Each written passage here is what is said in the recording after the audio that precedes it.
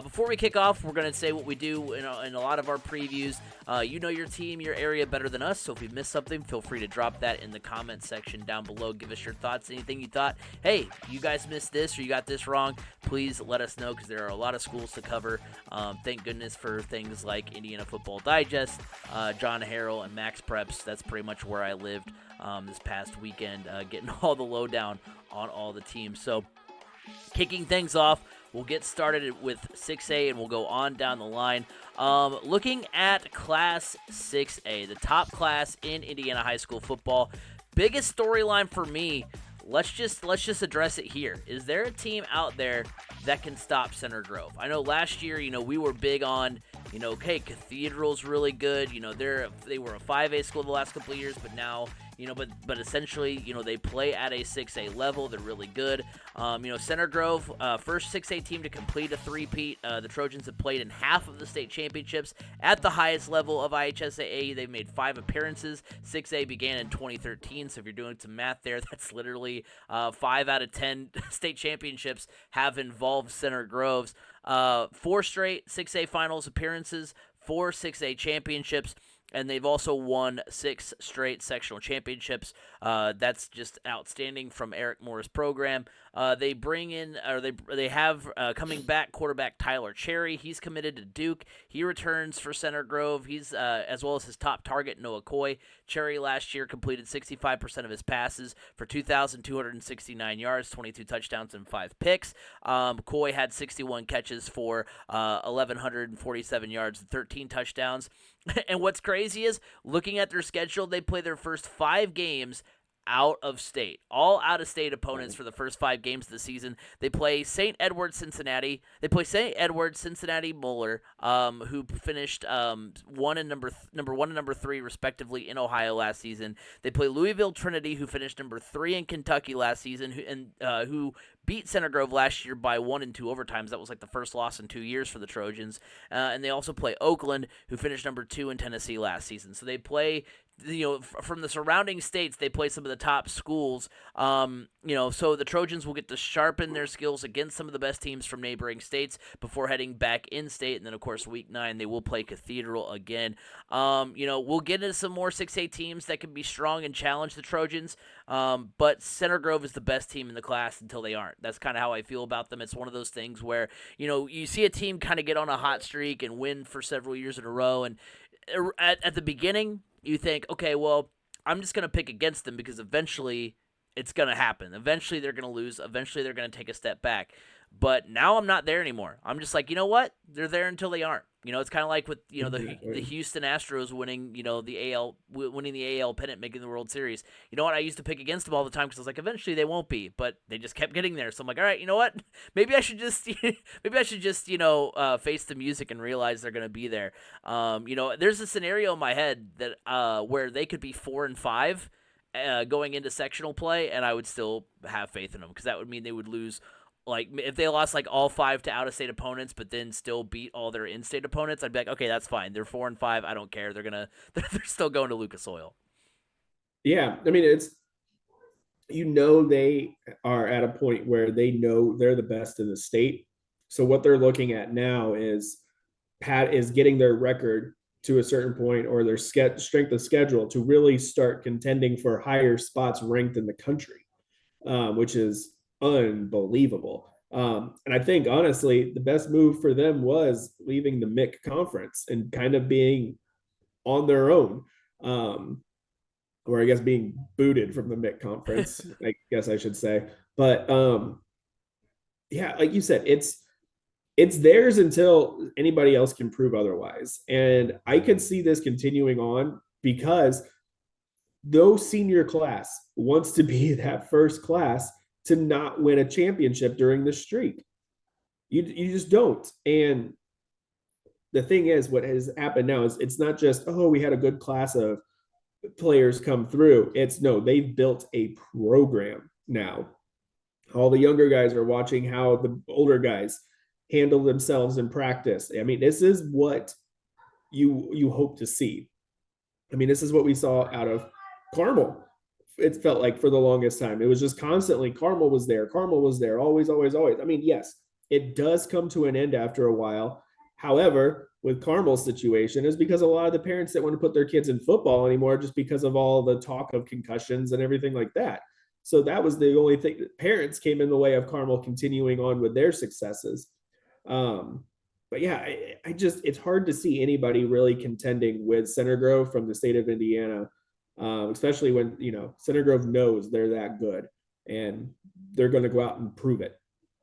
Yeah, I mean the class of 2024 will not has not known what it's like to not finish the season hoisting a trophy at Lucas Oil Stadium, Right. which is just insane. They're going to be tough, and like I said, it's theirs until they aren't. So we'll get more into Center Grove here a little bit later on if we want to foreshadow things here. But yeah, they're going to be they are the team obviously to beat in the class. So looking at some of the other schools, I want to highlight maybe our toughest sectionals here. For me, the toughest sectional is sectional 2. You've got Carroll Fort Wayne. The Chargers finished 2022 ranked 5th in the AP poll and the coaches poll. They lost to Center Grove in the Class 6A championship. That was their first state finals appearance. They do get quarterback Jimmy Sullivan, Nate Starks back. So those are some of the returnees for them. They are the preseason number 2 in 6A according to Indiana Football Digest. And in that same sectional, you've got the Penn Kingsmen, who are the preseason number 9 in the class according to IFD. They finished in the top 10 in both the AP and coaches poll for 2022. And all 4 teams in the sectional finished with 3 or fewer losses. Warsaw was 8-3, 13th in the final AP poll. Elkhart was 7-3, 13th in the final coaches poll. So you've got a lot of teams. I know there's other sectionals with maybe some more name recognition program wise, but looking at sectionals that hey, whoever wins that one's going to go deep in the tournament. I think look no further than sectional 2. For me, I don't know the sectional number, but the pretty much I'm going to call it the Hamilton County sectional. It's the one where it's Noblesville, Westfield, Hamilton Southeastern, Fishers, Carmel. That recently has been a very, very entertaining sectional, and it always produces somebody that has a chance to make a run to Lucas Oil Stadium. I want to say those teams are split up now. I think they are now. Yeah. Okay. Hamilton Well, Southeastern. the past 2 years, Hamilton Southeastern and Fishers were in their own sectional last year, and Westfield and Carmel were in their own sectional. If I'm remembering correctly, I could be misremembering. Okay. Well, the sectional that I'm thinking of is the one with Westfield and Carmel. Though that one always ends up being quite a battle, especially with 2 teams that have some higher expectations but have lost some key components, especially on the defensive side of the ball for Carmel and Westfield. It's always usually really pretty entertaining, especially considering in the past it's been dominated by Carmel. But here recently, you've had Westfield really step up. You see some good battles out of that sectional. So I'm going to say the sectional with Carmel and Westfield to me is the one. I don't know if I would say it's really the toughest, but it's the most entertaining to me. Yeah, that's sectional 4. I'm looking at IFD right now. Carmel, Noblesville, Westfield, and Zionsville all in that sectional. Zionsville, that was the one. Yeah, Zionsville is usually pretty tough. I mean, look, both these schools, like Zionsville's got some pretty big D1 recruits, especially on the offensive line. They turn out those guys now. Westfield consistently has somebody that's being recruited at the higher D1 P5 level. Same thing with Carmel. Noblesville is probably the odd man out in that sectional, really, but it's tough. I mean, Zionsville, like I said, Zionsville's an up and comer. Don't sleep on any of those teams. Any of those teams can honestly be dark horses just because there's so many unknowns about them. Yeah, it's sectional 3 that is Fishers and Hamilton Southeastern, and sectional 4 with Westfield and Carmel. But I mean, heck, both of those sectionals. I mean, Fishers and Hamilton Southeastern. The 2 games they played. I think the sectional game was a little bit more of a blowout, but the regular season game between those 2 teams was good. And then of course Westfield. You have them beating Carmel for the first time in forever. So you've got some really good sectionals. In there. Really, there's a lot of great 6A sectionals. So and those were the 2 ones that I was talking about that had a little bit more name recognition. Really, 2 through 4 are going to be really tough. Looking at a player to watch for 6A, I've got Cathedral senior quarterback Danny O'Neal. He's just had an amazing last few seasons. I mean, even going back to 2021 when Cathedral was in 5A, he had an amazing season that year as well. Last year, O'Neal completed 63% of his passes for 2,654 yards, 32 touchdowns, and 7 picks.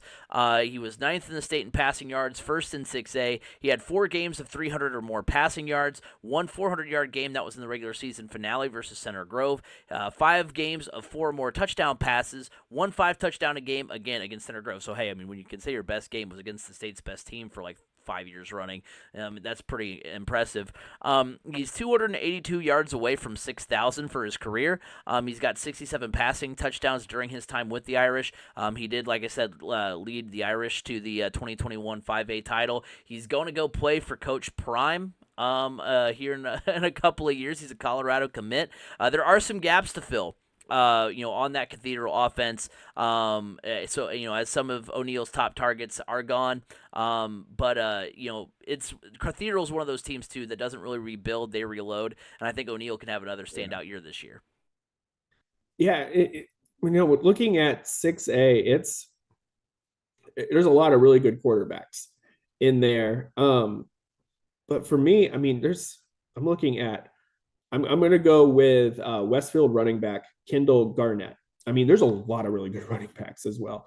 But the 5'7", 180-pound Garnett, last year, he was a freshman last year. He's only a sophomore now, but he has the potential to really kind of break out. Because, I mean, even as a freshman, he ran last year for 835 yards and 12 touchdowns. He's also going to be just in general one of Westfield's top threats, both running the ball and at receiving. Last year, he caught 13 passes, 118 yards and 1 touchdown. And he not only is that, but he's also a return specialist, averaging 28.8 yards per kickoff last season. I mean, Westfield's going to go as far as Kendall Garnett can take them offensively this year. So I'm really keeping an eye on him. I mean, the quarterback story is there, but for me, when you look at high school football, a lot of it comes down to now with running backs, it seems like in the state of Indiana, at least. So I'm really keeping my eye on him. Well, I mean, you look at it, 3 of the last 5 Mr. Footballs have been. I know Drake Bowen was played both sides of the ball, but he was running back. I'm pretty sure. And you have Charlie Spiegel. You've got Carson Steele. We were going to talk about Josh Ringer here in a little bit. A lot of great running backs across the state, and so yeah, that position may not always translate as you go up the ladder just because of all the injuries and stuff. But at the same time, at this level, it's still good to have that talent in the backfield.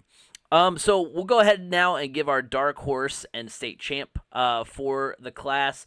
My dark horse for 6A, I'm going with the Ben Davis Giants. They do return Thomas Guskowski, who finished 4th in 6A in passing yardage. He completed 63% of his passes for 2,341 yards, 24 touchdowns, 8 interceptions in 2022. I've seen him a lot on the lists for Mr. Indiana football. He's a candidate there. They do return their leading rusher, Elijah Price, and leading tackler, Nylan Brown. They finished 6-4 last season, which doesn't sound appealing, but they did draw Brownsburg first, in that first game of the sectional. So right out of the gate, it was a tough opponent, and so they ended up losing that one there. They finished top 10 in the 6A AP poll and 6A coaches poll, as well as in the finished ranked 10th in the state according to Max Preps. They get to cut their teeth against Cincinnati Moeller and IMG Academy as far as out-of-state competition goes. So they get to kind of do what Center Grove is going to do this year, which is they play IMG this year. They get to test their talents there and maybe get some experience against that level of competition before going into some of the later stuff. As we get into the fall, they did play Center Grove well last season. Only lost by 1, and I think they're better than Brownsburg this season, so they should be favorites to get out of Sectional 5, and I think they can go deep in the tournament. Ultimately, though, when I'm talking about my state champion, again, it's Center Grove until it isn't. I'm going with Center Grove. We've talked about their accolades before. They've been the class of 6A for its brief history. We talked about their 4 titles and their 5 total appearances. They completed the three-peat. We've seen 4-peats in the state before. Maybe not at this level, but the Trojans have been on another level. These past 4 seasons. Like I said, the class of 2024 doesn't know what it's like to not hoist a trophy, and I think that trend continues. Give me the Center Grove Trojans to win 6A again. Yeah, so my dark horse, I mean, there's honestly there's 2 teams dark horse wise that I feel like could, but it's, I mean, 6A it's really kind of hard, I guess, because it is all Center Grove. But my biggest dark horse, I am going with the Warren Central Warriors. Yeah, I know it does. It does. How can a team that's won 9 state championships really be a dark horse? But look, this is a Warren Central team that won a sectional championship last year. They did lose to Center Grove in the regional. It was only a 10-point loss. So they played Center Grove really tough. They did lose a couple of key players, but they did bring back their junior quarterback, Keith Jackson. He passed for 643 yards and 8 touchdowns and ran for 479 yards and another 4 touchdowns, but also caught 2 touchdown passes last year as well.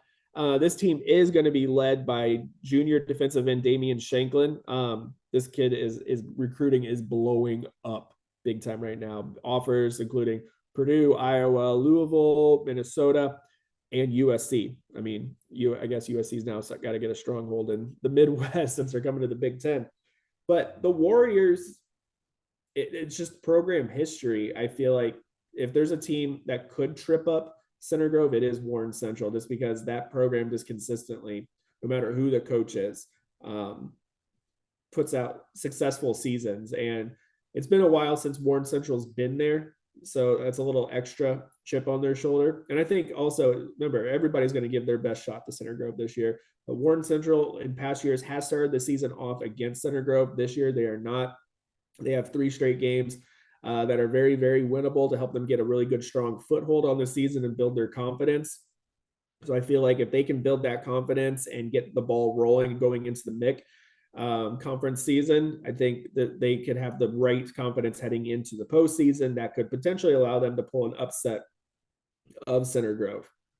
But as you said as well, 6A is Center Grove's until somebody says otherwise. I mean, you can have pretty much anybody in 6A can be considered a dark horse when you're basically playing for runner-up, essentially. This Center Grove team is just at a different level. This is what we have seen from other programs, like bigger programs in the past. Like we thought Cathedral was kind of like that. Now that they're at 6A, it's a little bit different for them. But Center Grove is just a different animal. And what's really funny about Center Grove is that you would think, oh man, this team's just got to be completely loaded with Power 5 Division I talent. It's like, not really. It's not that deep across the board for that kind of talent. But it's just guys that play sound football that probably aren't the best athletes, but they just play good, hard-nosed team football, and that wins. And it's a winning formula. So if they just keep it up, I don't think there's anybody that can really step in their way. It's kind of like what we see at college football with like Georgia/Alabama. Like those programs, and like even Clemson for a while, they're like those programs are so good that it's just you're surprised if it's not them, but also like there's other programs that are not slouches by any means, like the Notre Dames or the Texases or the Michigans, where you're not going to be surprised if that team's hoisting the trophy at the end of the year, but the other team, the Alabamas and Georgias are so good that it's just they're on another level, and you just kind of see if there's anyone that can kick them off of that level. So we shall see. Center Grove, the class of 6A, and no reason to think they won't be there again.